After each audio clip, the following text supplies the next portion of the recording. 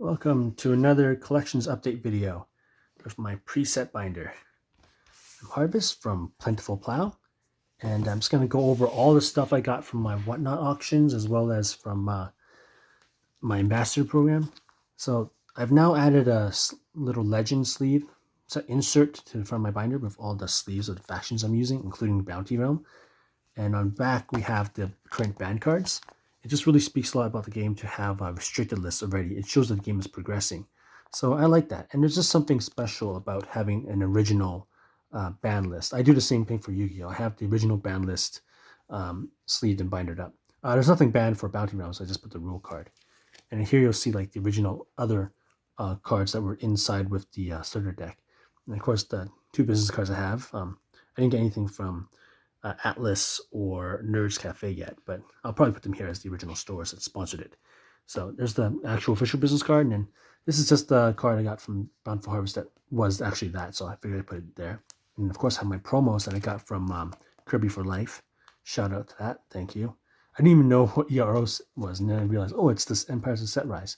This is great for historical reference too, because you saw that I guess Frontiers wasn't originally planned, but then they shoved it in there. And this Empires was actually originally for 2022, but got pushed to 2023. That's pretty cool. So in terms of like the sleeve, I'm still going to make this either a matte or like a pre-staging matte. So I'm going to organize all the sleeves up here, and I'll leave room here for the band or restricted cards. Obviously, the two Renowned Frontiers that you're allowed, I'll probably keep them here. They're either fortified or unified. And then, of course, I have my crystals that go corresponding to the hero. I'm going to leave the actual synergy from the starter decks either like on the back side of this or with the sleeves so it can flip over. Much like how all these are black sleeves, so if I don't need them, I'll just flip them over and make them black into the binder, like so. Or I'll just take them out and use them as a deck. But it's nice to have that option, and this is the staging area. I did get almost all the heroes in the Frontier version, the full art. I just like to have them on the back side. That way that when we have other warlords, I just close them up but still have that artwork showing. It's really nice. I love the dual-sided aspect of this game. And of course, we still have our Piercing the Veil that I like to show on the foil side before the game starts. But I'll get more into it. So for the orcs, we have a lot of restricted cards. And I just line them up here with the horde back, so they'll flip right over.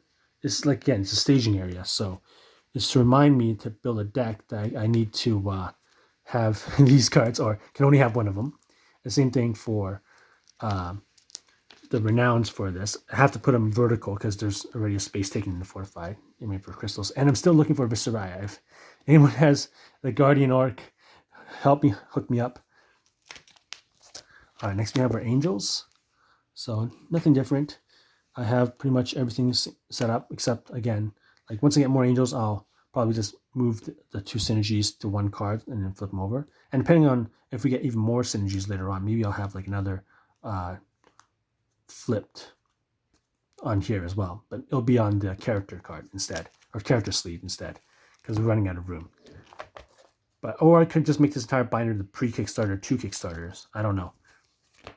So next we have our Demons, which has the most, I think, restricted of any set. I did update the art on all of the things that were from the starter deck that were restricted. And I'll get to that more into the back of the binder. But we have our two Renowns. I love the fact that I've opened 12 boxes of Frontiers, and I have like a pair of every Renowns, so which what I'm limited to, plus a few extra, which is really nice. And then we have, of course, our Veil, Warlord, Synergy. I did put the other Synergy on the back of this, ready to go. And then our Guardian. So I have a spare of this as well. I'm going to trade. Then we have our Undead, of course. I did put the Synergy under the back as well here. Mortis. I mean, so when we get another Warlord, maybe I'll just put him here and then maybe swap the synergies here or off to the side. and the Guardian will have to swatch depending on which I'm using per game. That's why it's a staging area / preset mat. Of course, limited. So I'm actually allowed 2 of these, and of course the 2 limited renowns. And then for Titans, they only have the 1 restricted, and then the 2 renowns here for the unified, and then crystal. Pretty straightforward stuff. And then for dwarves, same deal. I couldn't get a single full art dwarf or demon. Otherwise, I'd be using them, and I would be moving this one over because I did back the Kickstarter for 5 times. So I'm going to get 5 test print warlords, and I'm going to show you where I'm going to put them right after I finish up the original section. So I have resorted to start putting the exalteds that I can find into the preset mat, just because I'll be playing them, but I have to keep them double sleeved. So I'll take it out and I'll be ready to go into a deck if I play them. It's only 1 anyway, so it's fine with me. So crystals, and then unified, and then guardian, and warlord. Of course, I got so many Shinlaras, but I like how overall the pink really matches. It's like a full set. It matches everything. It looks so good. Okay, bounty realm. These are just all the most common bounties, and of course we have our limited ones.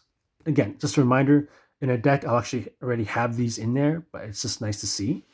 And then as a playmat, of course, when I use this playmat, I'll flip it over and it'll be all commas from FGO. But now we move to more collecting. I guess this is still an arsenal. These are all ready to take out, ready to play, but it's just nice to have that kind of flesh and blood kind of helm, armor, arms, boots type of thing. And actually I pulled Louis, and then I pulled 3 of the renowns from my Bountiful Harvest on Whatnot. That's really nice. Sorry for all the glare, but it's the best I could do. All right, so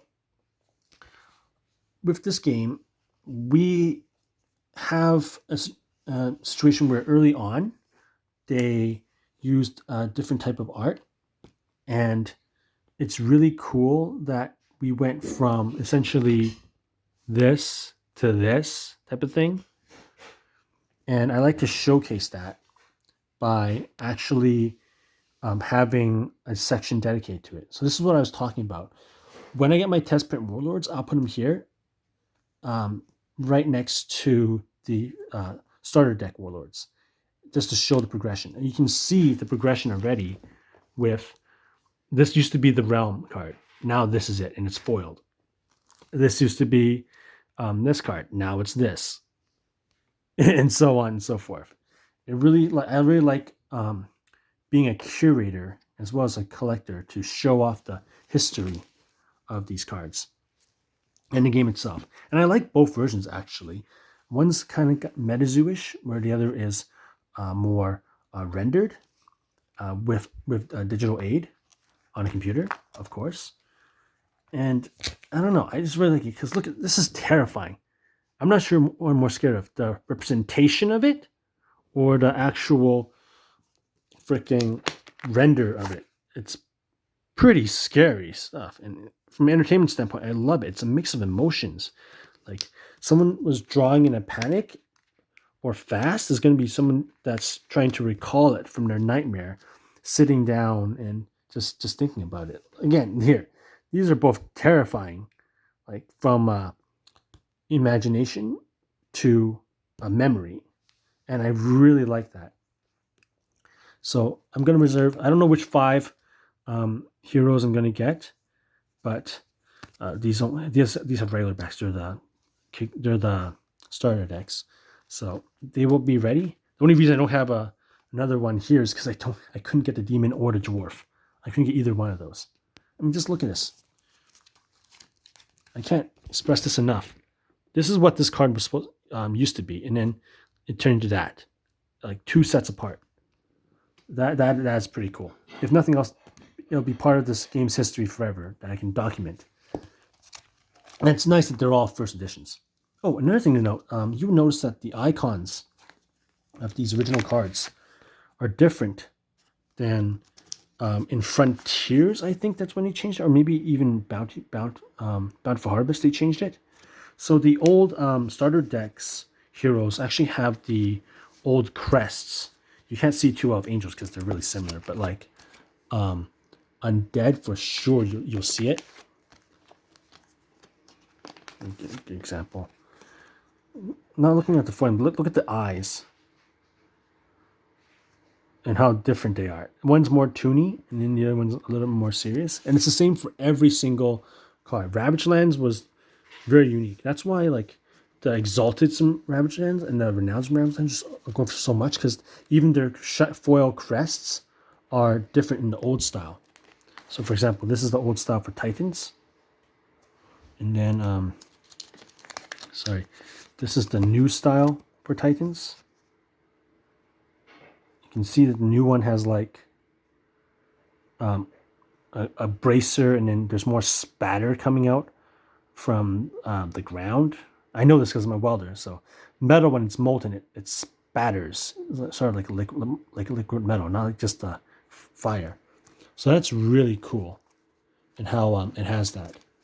And of course, really cool how this card is the same as this card. I can't get over it enough. Of course, there's some renditions that are a little bit more, even more deep. For example, Called Artemis Moon here. I mean, yeah, you're looking at some guy calling to the moon, but then the rendition is from the first person perspective, not from the side, looking at the shadow of a moon. I mean, that is deep. I love that. And from a collector's standpoint, it deserves to be shown. I'm the kind of guy that, yes, I have a bunch of like bulk cards, but whenever possible, I want to make use of them to show the game's history. And it's just very intriguing. It's like when I went through the card gallery, I was looking back and forth through the list to see which one has an alt art version in Frontiers. It was so fun. For example, here, Undead, this is the original starter deck one. And then the new one, new icon, and actually has a reflection in the mirror. And has more of a render on the skin and everything. Oh, it looks so good. Yeah, so I hope they do more of this with future sets, where they would take an old card that was in a starter deck and then redo it with the digital renders. That'd be so cool. I know, and they'll be for limited time too, because there was only so many cards in the starter deck. So that makes it very exciting.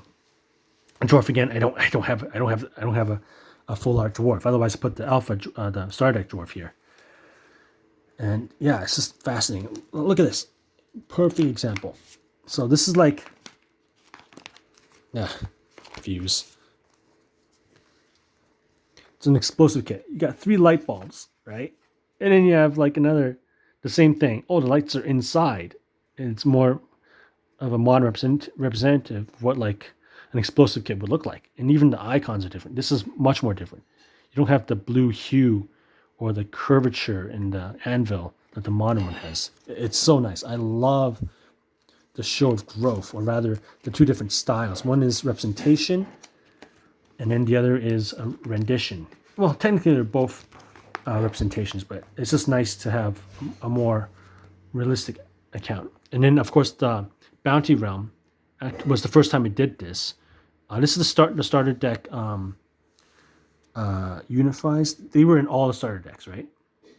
So the Bounty Realm was the first one that brought them to a higher grade, higher render. It's just, particularly I love the scissor ones. Oh my god. I can go on and on, but to keep this video short, even though I'm gonna assume everyone's gonna be playing this in 2x speed, so they can move along. And then of course these are all my extras. So yeah, that's how my binder is gonna look so far, both in terms of a setup, so I can play. And I guess I'll go over quickly some of my foils that aren't in here already. Camera. So I'll start off with the thing that started all, the box axe I pulled like a year ago. Didn't think much of it, but I kept it in the slab or binder. Then this was pulled on Whatnot, the Retro Mount Doom, and this was pulled in a Whatnot box. I got footage of me pulling it, but I'm not going to spam my entire video line of me pulling everything. But the real prize, pulled on Whatnot for me by Cards and Stuff, was the Amphibian. Oh my god, that was a wild ride. Of course, this was pulled in the box.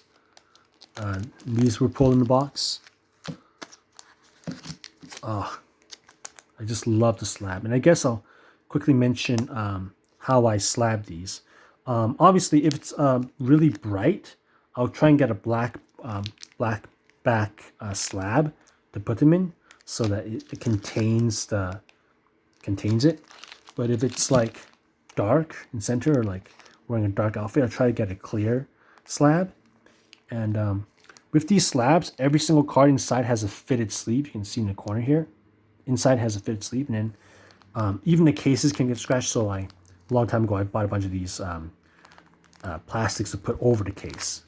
And I tried to like put on one side so that it's flush there, and then have the little flap stick out. So it makes it look like a flag almost. But yeah, this is my stuff.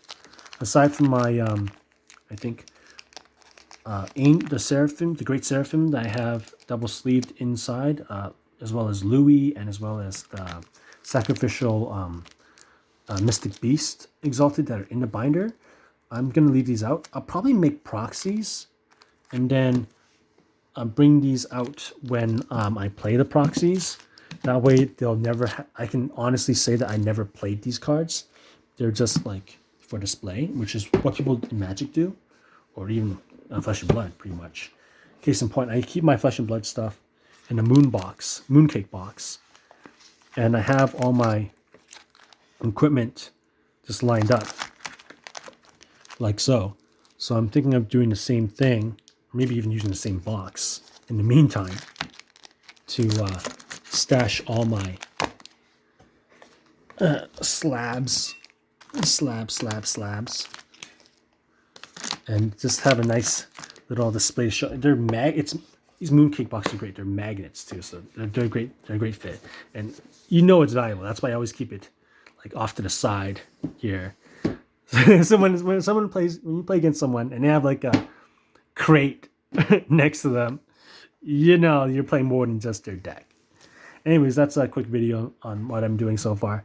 The store I outreach to, they're actually moving to a different location, like across the parking lot from where they are right now. So they're not going anywhere. It's just a bit slow. But I'm thinking I'll look up how to do some learn to play events, and of course learn to play myself, and keep on pushing for that level 1 judge, the Guardian Judge thing on the website.